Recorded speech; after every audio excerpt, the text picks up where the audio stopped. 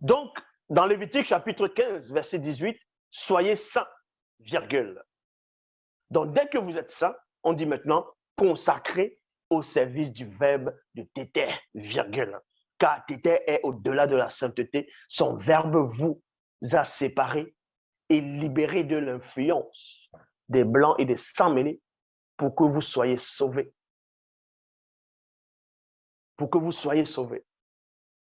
Ça veut dire quoi? Dès que tu deviens saint, dès que tu marches dans la sanctification, dès que tu es dans la source, tu dois être consacré au service de tes terres. Ça veut dire quoi? Ça ne veut pas forcément dire que toi, tu es appelé pour être un moutopéda, un prophète, un apôtre ou bien un juge. Pas ton comportement, tu es au service de tes terres. Ton comportement enseigne les autres. Ta façon de chanter, tu es au service de tes terres. Ta façon de chanter les louanges, ça enseigne les autres. Ça édifie les autres. Ça, c'est au service. Si, on va dire, tu fais des illustrations, ta manière de faire des posters, ainsi de suite, c'est toujours au service. Mouta te dit, répondit à Boussi, 2 points, Melonguet, c'est-à-dire Josué, fils de Soué, Nun, est un homme animé du Mundi Moussangi, dans du Saint-Esprit. Appelle-le auprès de toi et pose ta main sur lui. Donc, première phase, il y a la sanctification. Tu chemines dans la sanctification pour être sanctifié. Dès que tu es sanctifié, tu entres dans la deuxième phase qui est la sainteté. Tu deviens un être saint. Et dans la sainteté, il y a plusieurs degrés. Il y a sainteté remarquable, il y a la grande sainteté, il y a plusieurs branches de sainteté. Et là, et quand tu es saint, maintenant, dans cette sainteté, il y a une autre branche où tu as un ministère, où c'est le Mundi Moussangi. C'est-à-dire, on va dire, le Saint-Esprit. Remarquez que vous devez savoir une chose. Quand on dit le Saint-Esprit, Mouta te dit, y compris Benengoudi, toutes les entités du grand ordre des choses, sont des Mindi Moussangi. C'est toujours des esprits saints. Mais sauf que la différence, quand on dit le Saint-Esprit, c'est-à-dire la facette du Saint-Esprit est là pour vous réconcilier, pour vous donner, c'est-à-dire pour vous rendre saint, pour vous transformer. C'est ce qu'on appelle, on va dire, il est en tant que le sceau pour faire partir de cette famille. Maintenant, l'autre facette du Saint-Esprit, c'est toujours le Verbe. D'une autre facette, c'est le Verbe qui vous apporte la foi, qui vous nettoie, qui vous révèle qui est l'Oma, qui vous donne les enseignements. Et quand tu arrives dans un autre degré de sainteté, qui fait en sorte que, en ce moment, tu deviens animé du Saint-Esprit, donc du Mundi Moussangi. Tu es animé maintenant. Tu peux être saint. Remarquez que même dans les Bibles classiques, on vous prend l'exemple de Samson. Samson, quel est le péché qu'il avait fait avant de livrer le secret pour ses cheveux? Il a fait en tout cas, on vous dit qu'il allait voir une prostituée, il a vu telle femme, ainsi de suite. Mais ce n'était pas écrit dans les Bibles classiques que c'était un péché. Le seul moment où on vous dit que l'Éternel s'est retiré de lui, c'est quand il a livré le secret de ses cheveux. Donc maintenant, quand il tuait les Philistins, selon les Bibles classiques, on vous dit l'Esprit de l'Éternel saisit Samson. Ça le saisit. Ça veut dire quoi? Dans les textes à eux, ça veut dire que quand Samson n'est pas en danger, l'Esprit de Dieu ne le saisit pas. Ne le saisit pas. C'est quand ils se sont en danger que l'Esprit va le saisir. Mais ça ne veut pas dire qu'il n'avait pas l'Esprit. Bon, là, on parle maintenant ici de Esombewe, donc le vrai. Sauf qu'on vous dit ici, par rapport à Belonguet, on dit c'est un homme animé du Mundi Moussangi. Ça veut dire quoi?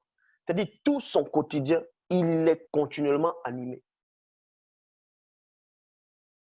Ses pensées, ses sentiments, ses désirs, ses émotions, ses envies sont animés par l'esprit. Donc, il était saint, très saint, dans une sainteté terrible, où c'est le mundi qui l'anime tout le temps.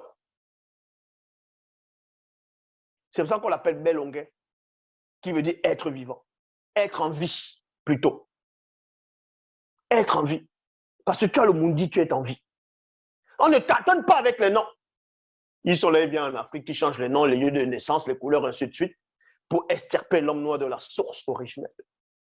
Belonguet, chapitre 7, au verset 2, donc Josué, chapitre 7, au verset 2, il est dit, Belonguet leur dit, changez radicalement, point virgule, que chacun de vous accepte et mette en pratique la loi du verbe de Loma pour le pardon de ses péchés et vous recevrez la sainte présence. La sainte présence qui est le mundi. Belonguet ici, qui a remplacé visiblement Boussi, dans ses propos, il va dire ce que Paul, ce que Essambert lui va dire des siècles après. On va relire dans Belonguet, donc Josué chapitre 7, au verset 2, toujours dans Bible. Belonguet leur dit 2 points. Changer radicalement. Il s'adresse à la conscience du corps. Il s'adresse à la conscience du corps. Il s'adresse à 3 êtres ici. Premièrement, changer radicalement ta manière de t'habiller, ta manière de te tenir, de parler. Toi qui te décapes la peau, change radicalement. Toi qui mets les faux cheveux, les faux ongles, les extensions, les fossiles, qui est vulgaire. Tu t'habilles avec des habits provocants pour aller séduire. Change radicalement. On s'adresse à la conscience de ton corps. Et ensuite, il poursuit, il dit, et que chacun de vous accepte. Donc, ton âme doit accepter cela. Ton âme doit accepter la soumission au verbe de Loma. Et mettez en pratique, ton esprit doit mettre cela en pratique. Afin de fusionner la loi du verbe de Loma pour le pardon de ses péchés. Et vous recevrez la sainte présence dont vous êtes habité par le mundi. King Ewa, un roi, chapitre 7 au verset 8. Que le mundi Moussangi, donc Saint-Esprit, soit nuit et jour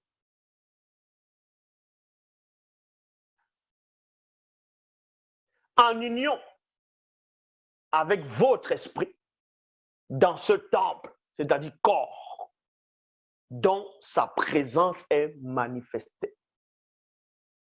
Maintenant, on va aller dans un autre degré de sainteté encore.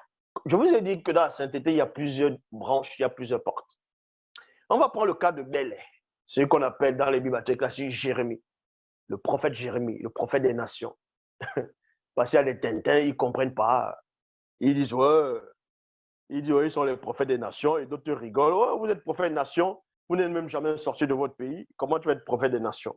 Parce que vous lisez, vous ne comprenez pas ce que vous lisez. Tu peux être prophète de la nation noire dans ton propre continent, sans besoin de sortir. Parce que dans les têtes à eux, les nations, c'est toutes les races. N'est-ce pas dans vos propres torchons Bible actuels classiques dans Actes des Apôtres, chapitre 2, quand vous parlez du jour de la Pentecôte, que quand l'Esprit est descendu, il s'est posé sur chacun de ceux qui étaient là. Ils se mirent à parler en d'autres langues selon que l'Esprit les donnait de s'exprimer. Et on vous apprend qu'il y avait des Juifs, la nation juive qui était sur toute la terre, qui sont venus, qui étaient venus pour adorer. C'était une nation. Hein. Une nation n'est pas seulement les païens. Tout dépend du contexte au moment où on emploie le mot nation. On peut dire cette nation, c'est-à-dire la nation, Tout dépend à qui on s'adresse. Même dans les Bibles classiques, on peut dire nation, on s'adresse aux païens, ainsi de suite. On peut dire nation à la nation juive uniquement. Ils sont là, ils viennent lire les Bibles. Dieu m'a dit, on a fait l'étude biblique, on a fait l'école biblique. Quelle école biblique? L'école de la mort. Dans Jérémie, donc Belé, chapitre 2, verset 34, vous allez voir un autre degré de sainteté. Je vous ai dit qu'il y a plusieurs branches dans la sainteté. Puis lui, la sanctification, c'était déjà, voilà, lui, c'est un prophète, c'est un Moutorpédam, dit, c'est un saint, voilà. Mais il atteint dans un autre degré de sainteté où lui-même, il dit, moi, Belé, virgule, j'étais rempli. J'étais rempli de la sainte présence et fut averti de les complots. On n'a pas dit ici qu'il avait la sainte présence seulement, comme Bélonguer, comme dans 1 Roi chapitre 7 verset 8, il est dit de voilà, la sainte présence. Mais lui, ce que vous appelez Jérémie, lui, il était rempli de la sainte présence. Et quand il est rempli, ça veut dire qu'à un moment donné, il doit... rempli, ça veut dire quoi? On va prendre l'exemple, je ne vais pas faire la pub, ça c'est une bouteille. Voici l'eau peut être là. La bouteille n'est pas complètement remplie. Si la bouteille n'est pas remplie, c'est-à-dire que s'il y a des attaques ici, là, à ce niveau, tu ne verras pas. Tu ne pourras pas être averti, tu ne pourras pas voir. Parce que si cette eau-là te donne la capacité d'être averti de choses qui se passent, à ce niveau-là, de tout là, forcément tu sauras. Mais sauf que Belé, donc Jérémie, lui, il était rempli de la sainte présence. Et vu qu'il est rempli, maintenant, il était dans une autre dimension de sainteté, dans une spiritualité très intense, et que les attaques du monde occulte venaient dans l'invisible du visible, donc par-delà la chair de l'homme. Étant rempli de la sainte présence, il est automatiquement averti du complot que ces forces occultes, que les forces occultes font contre lui. Moi, Belé, j'étais rempli de la sainte présence. Et, il dit, et, fut averti de leur complot. Ça, c'est notre degré de sainteté.